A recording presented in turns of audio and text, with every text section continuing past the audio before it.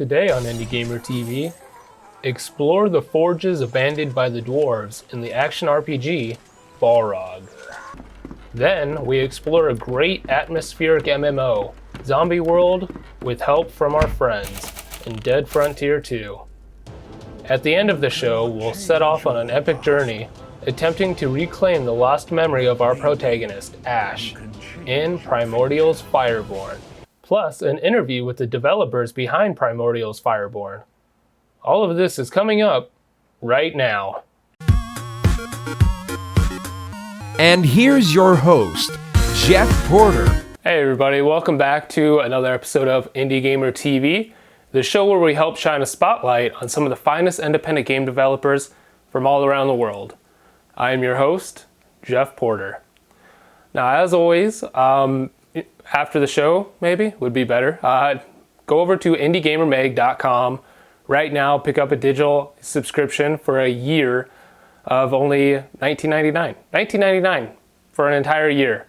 Or even check out some of the prints and get in-depth articles over new and upcoming indie titles, as well as more interviews in the Indie Gamer magazine. Today, I have a great show, and make sure you stay up to date with every new episode by clicking the subscribe. It helps me, it supports me, helps independent developers, helps everybody see the show. So subscribe, like, interact with the questions down below, comment, and just, thank you for the support. New subscribers this week, it's quite a few. Thank you to Andreas Michael Design, Gabrielle Forget, Peter A, and Jennifer Jones. Thank you so much for subscribing. It means a lot to me. Share with your friends, share on Facebook, get it out there. It's awesome. So jumping into the show, for the first game, we have what's kind of like an Icewind Dale or Diablo. If you're a fan of those games, you'll want to perk up and check out this new ARPG coming soon. Here's Balrog. Welcome to the world of Balrog, where long ago dwarves abandoned their forges of Old Baldar, and since then dark and evil residents have moved in and called it home. The fortress has remained sealed to the rest of the world as to avoid any unnecessary deaths from the evil creatures. Though curiosity has always been mankind's greatest asset and biggest downfall. With the newfound wonder about the fortress, you will lead the charge against the evil and discover the secret that hides behind the thick walls. It will take more than just brute strength along this journey, however. You will need to solve complex devices, slip past traps, and decipher the ancient riddles of the dwarves in order to find what they sealed away. Balrog is a classic example of the action RPG genre, with inspirations like Icewind Dale and Diablo, even sporting the isometric camera angle, which isn't easy to accomplish. You'll be able to choose your class, level up, unlock skills, and of course, find all the armor you can loot. Every time you gain a heroic feat or skill, they're just getting fancy with the names, you can choose one of two they present you. Be wise and choose the skill that will best fit your playstyle and you'll use the most. This is very important, as once you choose one of the skills, the other will be locked away forever and you will not be able to learn it. This adds a new thought process as you think of the future of your character and will force you to build around a specific style. As you explore several different locations and defeat enemies, you also pick up gold used for trading. When you go to the shop, not only will they have armor, weapons, and consumables for sale, but you will also be able to sell any unused items you have acquired. It's pretty basic stuff, but you can also enhance your gear at the shop, further increasing your stats and abilities to compete against your foes. The clip you've been seeing is a very early rendition of Balrog, and the first stages of a free playable demo that will be available on itch.io around the end of this year. I know, that's like 4 months away. Well, now you can go and follow the development and stay up to date with the developers. Plus, be one of the first people to try it. Balrog looks to be a classic exploration of the ARPG genre, along with a great narrative about the ancient dwarves and their sealed treasures. Click on the link in the description below to go to their Facebook and itch.io pages and give them a follow.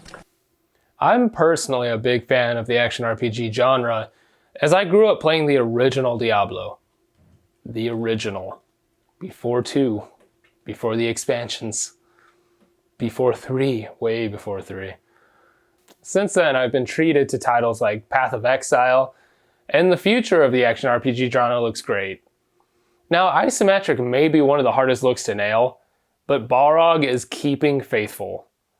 Where we're going next, you're going to need to keep the faith, as we travel into a dark, atmospheric world that is a cross of Silent Hill and Resident Evil. If they had a baby together and made it an MMORPG, here's Dead Frontier 2. In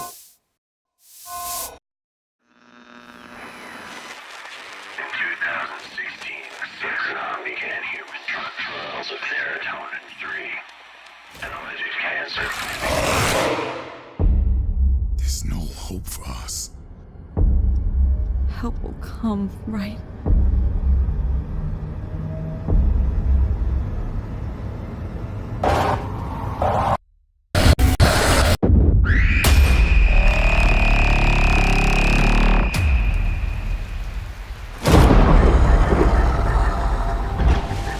You think you can survive out there?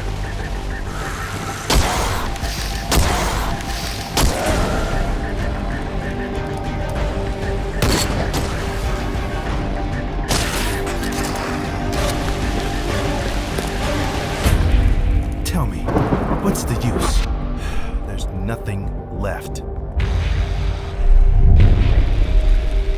When that siren goes, run.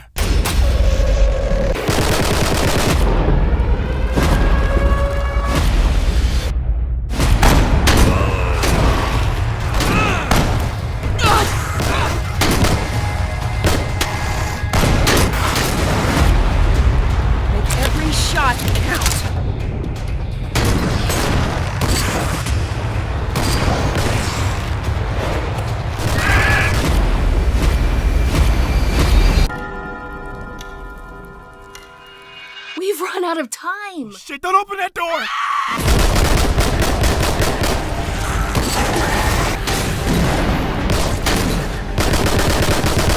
They're here!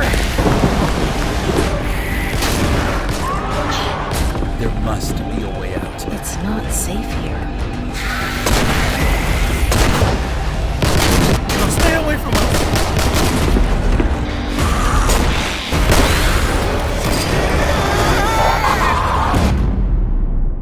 My children are dead. This world's gone to crap. You'll die in here, along with the rest of us. Good luck.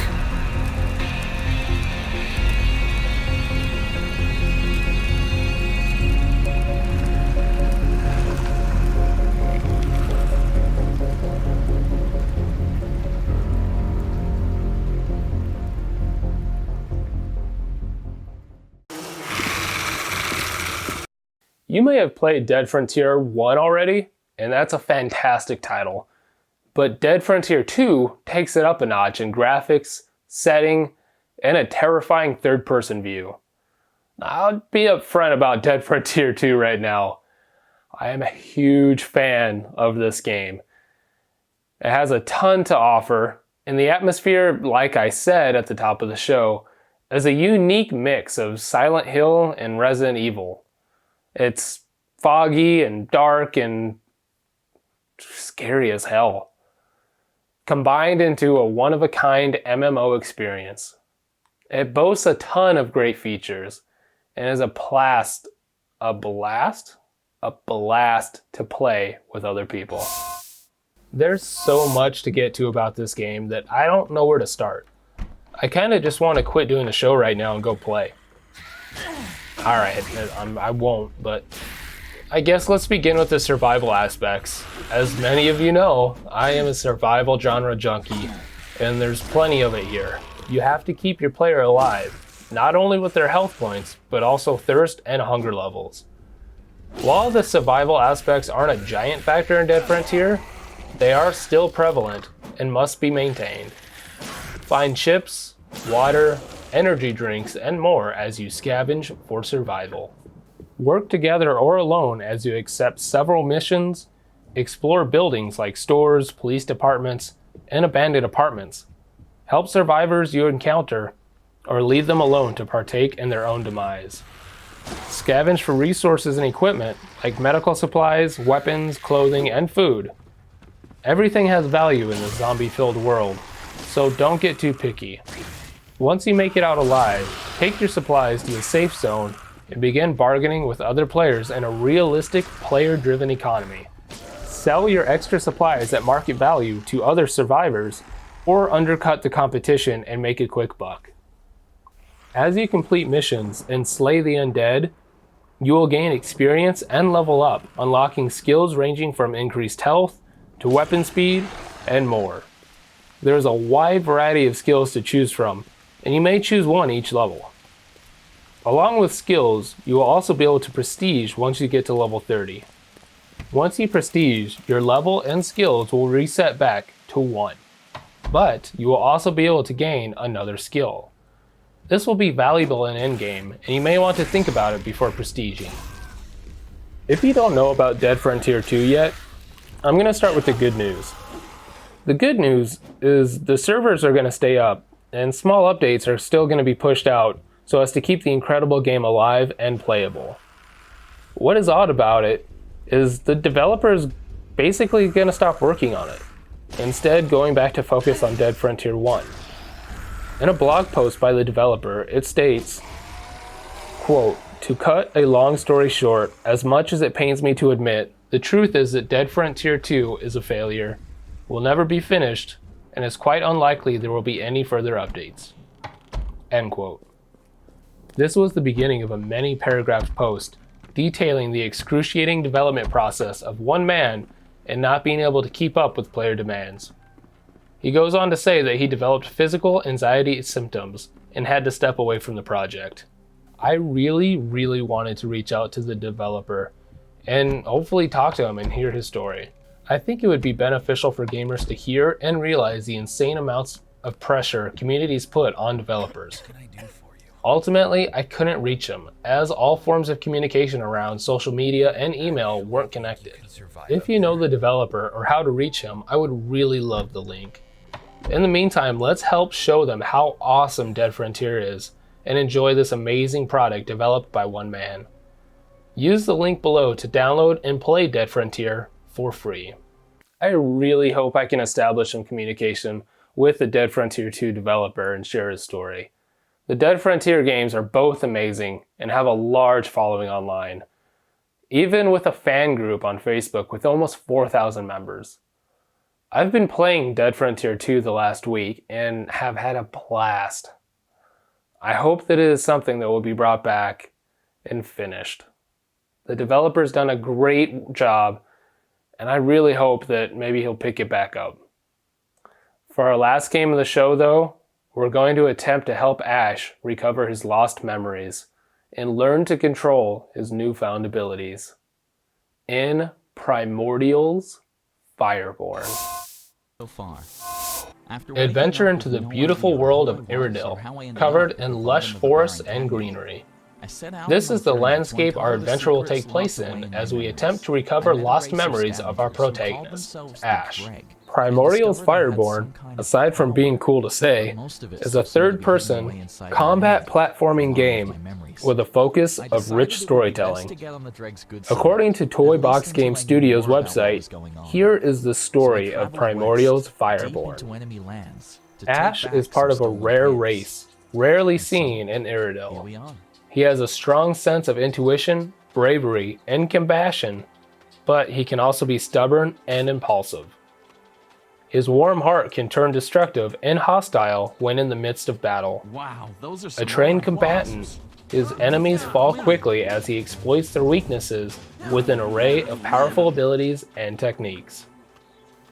Ash wakes with no memory, lost in a mysterious world, a world filled with wonder and intrigue.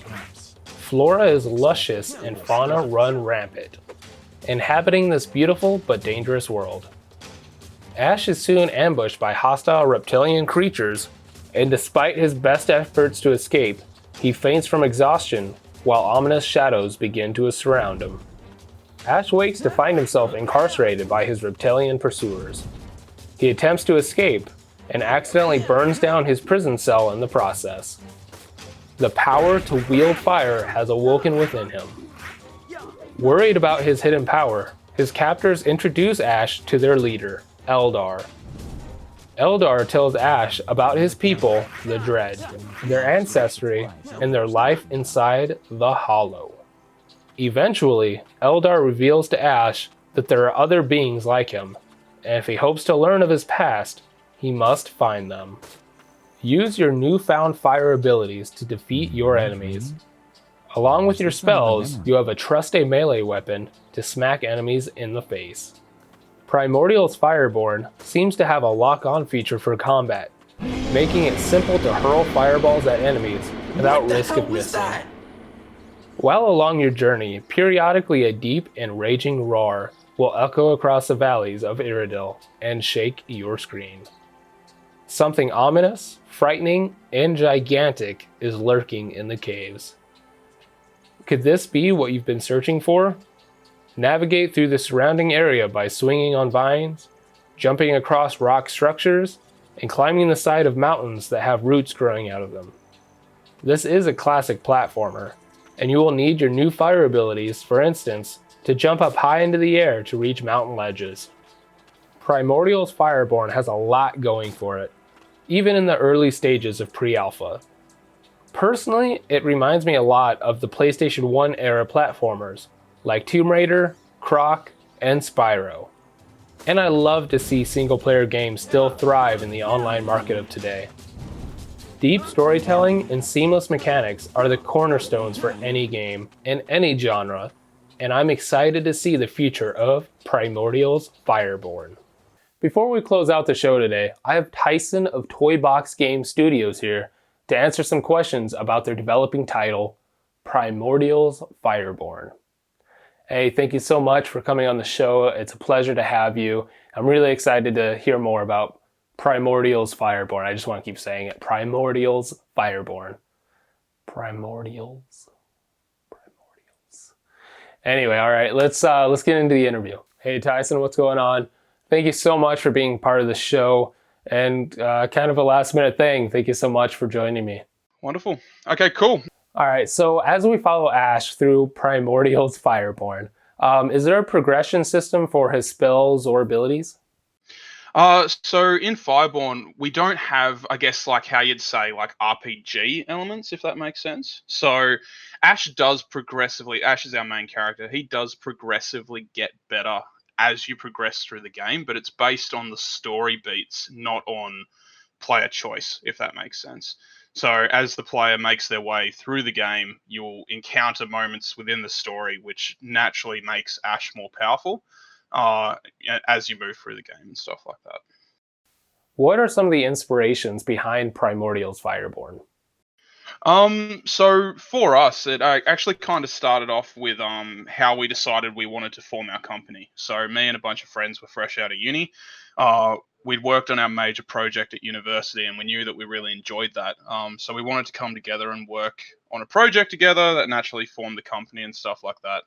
And we realized really quickly that we weren't interested in kind of developing mobile games. So we'd made like some small mobile games and stuff like that. And we didn't really find the joy in it. We were we became game developers because we wanted to have the joy that we found from like the games that we grew up, like Halo and all that sort of stuff. So basically the inspiration came initially from the concept that we wanted to make something that was a little bit bigger and a little bit more ambitious. And funnily enough, when we had our first concepting session, Fireborn originally, before it was called Fireborn or anything like that, was actually going to be a multiplayer MOBA.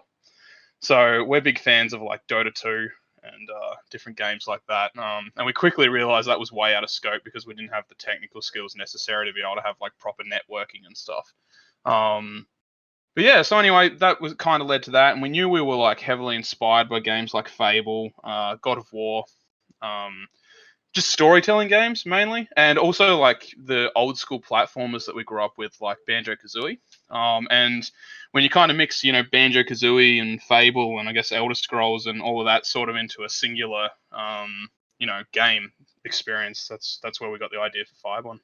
So yes, right. My first console ever was actually the PlayStation 1. So I had Croc, I had Crash Bandicoot. Ratchet and Clank is actually a massive inspiration for us as well. Um, we it's interesting because we don't have like a singular game that we're inspired by. Like we'll see particular moments within games, and that is what inspires us as we're moving forward. So, um, yeah, it's like, for example, like we were trying to figure out how we wanted to do our heavy jump attack that we're using in the game. And for that, we drew reference directly from Ratchet and Clank when Ratchet uses his wrench and does like an attack. And that's all we really drew from that. But we knew that we liked the idea of the world and the style and the concept that, like, these creatures are alive. Like they're anthropomorphic, but they're smart and they're intelligent and stuff like that. And that led a lot towards kind of the direction and the feel that we were aiming for when we were developing Fireborn. After defeating enemies, they'll drop these glowing orbs. I was just wondering, are those experience? Do you get health from them? Can you explain what the little orbs are? Yeah, absolutely. So, from any of the videos that you've got there, you'll see that it's still very much pre-alpha. So those orbs aren't actually doing what they're meant to be doing currently. The way that they actually function is they work as both health and the equivalent of mana. We call it life, right? Because our main character Ash, at his core, is a phoenix, right? So that's how he gets like his ability to manipulate fire and all this other sort of stuff. So the different orbs that drop, you've got the orange orbs and you've got the green orbs. So the green orbs, when you absorb them, they give you health, and the orange orbs, when you absorb them, they give you mana. But not mana in a sense where it's like, you expel it, and by using abilities, it gets used up and stuff like that. But it's more building up to this point where you have your ultimate ability, which is currently codenamed Phoenix Mode. But the easiest way to describe it is just imagine like a Super Saiyan out of Dragon Ball Z, right? So basically, Ash gets very, very powerful.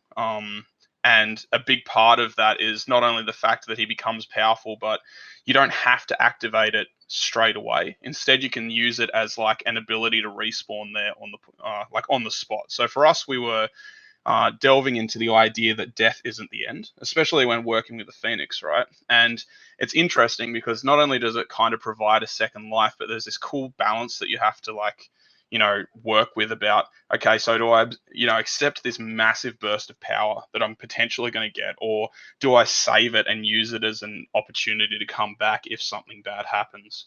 And kind of having that duality and that balance between deciding whether you want to be really powerful or whether you want to have a second chance results in really interesting gameplay.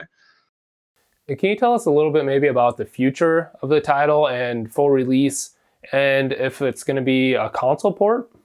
Yeah, so we don't have we'll start with a release date. We don't have a solid release date. The nature of how we work is we have other jobs that we work on. There's still like usually industry-based stuff. So for example, I'm a games lecturer, right? So I teach on the side, and that kind of maintains the company in a way where we don't have to worry about money and stuff like that. But it also means that we're not working on the game in a full-time capacity. So we don't want to give a release date and then potentially miss it, if that makes sense. So for us, we're trying to avoid any like solid release dates, but we're definitely like making solid progress. When it comes to the actual platforms we want to release on, it's definitely coming to PC. Because it's with stores like Steam and the Epic Store, and even like itch.io and different places like that, it just makes it very easy to distribute the game online. But I can confirm that we've already signed up, so we're already partnered with Xbox and Nintendo as part of so for Nintendo, it's the Nindies program that they've got, and for Xbox, it's the ID at Xbox program. And we were at GDC this year in the States, and we got to speak to Sony there, and we're in the process of getting that sorted as well. So currently, the goal is to absolutely not only ship on PC, but also to ship on all of the major console platforms as well. what does it mean to you to be an independent developer? Um, for us, it's the ability to take the risks that we can, right?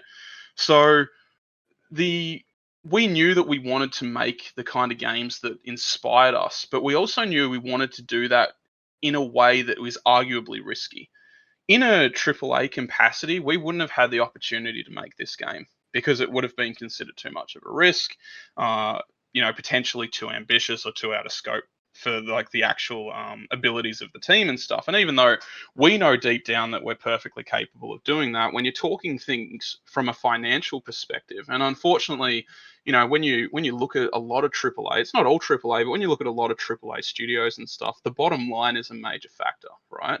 Like, is this going to make money so that the company can survive and they can continue to hire these talented, developers and stuff like that?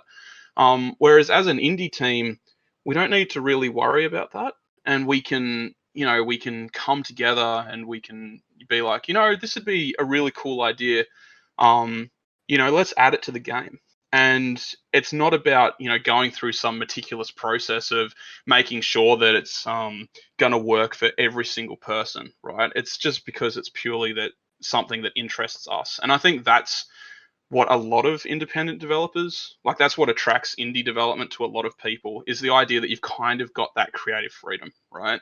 You can kind of just make something that's just a bit wacky and a bit out of there, right? So like one of the games that we've made at Toybox, we made it as part of the Global Game Jam, the 48-hour Global Game Jam. It was called Coffee Road, and you're a sentient coffee mug, and it's a stealth game, and you need to make your way from the computer where your developer is. As a coffee mug, you need to make your way across the table, get to the coffee machine, and get back without being detected by any humans.